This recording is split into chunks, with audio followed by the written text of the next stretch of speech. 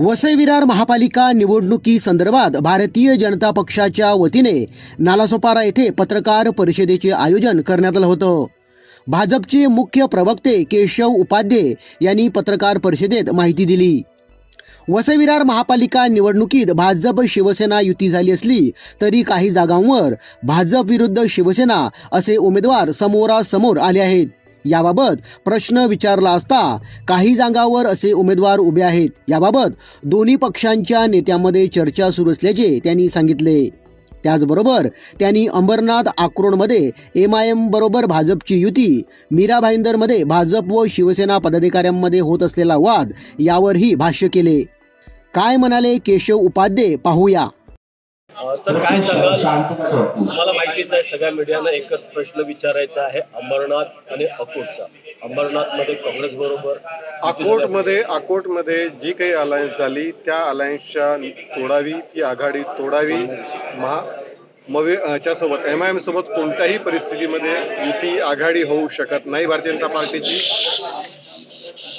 त्यामुळे अकोटमध्ये झालेली अशा प्रकारची जी काही स्थानिक स्तरावरच्या नेत्यांनी घेतलेली जी निर्णय ती आघाडी तोडावी असा प्रकारचे आदेश ऑलरेडी दिलेले आहेत। त्यामुळे MIM सोबत अलायन्सचा प्रश्नच उद्भवत नाही, ना कधी त्यांच्यासोबत काल होती, ना आज असेल, ना उद्याही नाही। MIM सोबत कोणत्याही स्वरूपाची युती आघाडी भारतीय जनता पार्टीची असणार नाही।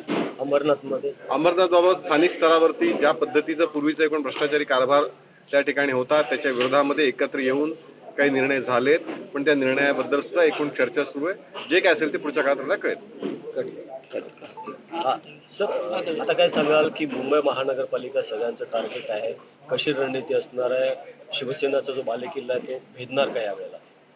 मुळामध्ये उबाठाचा मुंबई हा बालेकिल्ला आहे, हा या गैरसमजातून मला वाटतं आपण सगळ्यांनी बाहेर आलं पाहिजे। गेल्या 3 विधानसभा निवडणुकींचा रेकॉर्ड सहित मी आकडेवारी सहित बोलतो, मला राऊतांसारखं फेकमफाक करता येत नाही। गेल्या 3 विधानसभांमध्ये भारतीय जनता पार्टी 14, 2014, 2019, 2024 या तिन्ही विधानसभा निवडणुकीमध्ये भारतीय जनता पार्टीचे आमदार हे उबाठापेक्षा जास्त संख्येने निवडून येतात, ही वस्तुस्थिती आहे। नंबर 1। नंबर 2, या ठिकाणी गेल्या वेळी ज्यावेळी महापालिका 2017 मध्ये झाली होती मुंबई महापालिका, तेव्हा सुद्धा तोडीस-तोड नगरसेवक भारतीय जनता पार्टीचे निवडून आले होते। नंबर 2। नंबर 3, गेल्या काही वर्षामध्ये ज्या पद्धतीने माननीय देवेंद्रजी मुख्यमंत्री झाल्यापासून एक प्रकारे मुंबईचा चेहरामोहरा बदलतोय, विकासाच्या अनेक गोष्टी तिथे येत आहेत आणि मराठी माणूस सहज सगळे मुंबईकर हे ते आश्वस्तपणे अतिशय प्रेमाने आस्थेने हे सगळा विकास पाहत आहेत। त्यामुळे मुळामध्ये उबाठाचा बालेकिल्ला होता हा मुळात भ्रमातून आपण सगळ्यांनी बाहेरची गरज आहे।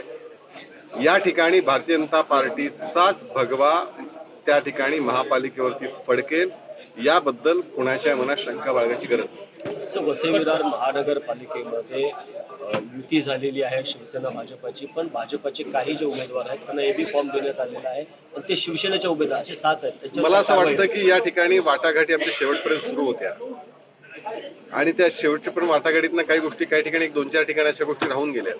मला असं वाटतं की दोन्ही पक्षाचे नेते त्यातनं पुढच्या काळामध्ये अजून तर 8 दिवस वेळ आहे, मार्ग निघेल आणि या ठिकाणी जो आम्ही वसई विरार महापालिका जी काय आहे त्या ठिकाणी सुद्धा भारतीय जनता पार्टीचा महापौर होईल, याबद्दल शंका बाळगायचं कारण नाही। मीरा भाईंदर महानगरपालिकेमध्ये तर सरनाईक आणि रवींद्र भेटतात, हे मोठ्या प्रमाणात वाद आहेत। आता एकमेकाची उणीधुणी काढतात, हे कितपत योग्य आहे आणि काय समज देणार? मला असं वाटतं की आम्ही राज्यामध्ये एकत्र आहोत। राज्यामध्ये 3 पक्ष, मग त्याने शिवसेना, त्या ठिकाणी भारतीय जनता पार्टी आणि राष्ट्रवादी, तिन्ही पक्षांची युती आहे, महायुती।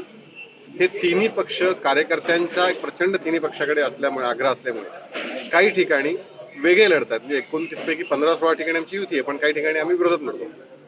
हे विरोधात असताना त्या ठिकाणचे प्रश्न मांडणं, मला वाटतं देवेंद्रजींनी यावरती आदर्श मांडलाय। देवेंद्रजींनी सांगितलं की मी फक्त विकासाच्या मुद्द्यावर बोलणार आहे। मला असं वाटतं की बाकीच्या नेत्यांनी या गोष्टीचं पालन करायला हवं। विकासाच्या मुद्द्यावर जरूर मुद्दे मांडले पाहिजे, पण ते करत असताना आपल्या चर्चेचा, टीकेचा स्तर हा खालावता कामा नये, याची काळजी मला वाटतं जे आमच्या विरोधात लढतात, मग ते अजित पवारांचा राष्ट्रवादी असो अथवा एकनाथ शिंदेची शिवसेना असो, या दोन्ही पक्षांनी संयमाची, काही मुद्दे मांडताना काही गोष्टींची काळजी घ्यायला हवी, हे मात्र नक्की। तुमचा मित्रपक्ष अजित पवार यांनी पण सांगितलेलं आहे की भाजप अहंकारी पक्ष होता चाललेला आहे.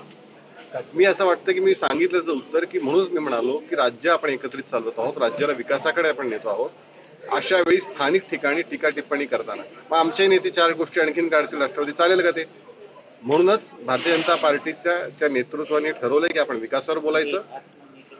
तोच कित्ता मला असं वाटतं एकनाथ शिंदे आणि अजित पवार या दोन्ही पक्षांचे या दोन्ही नेत्यांचे जे पक्ष आहेत, मग तो शिवसेना आणि राष्ट्रवादी, या पक्षाचे नेते कार्यकर्ते घेतील, मला असा विश्वास आहे.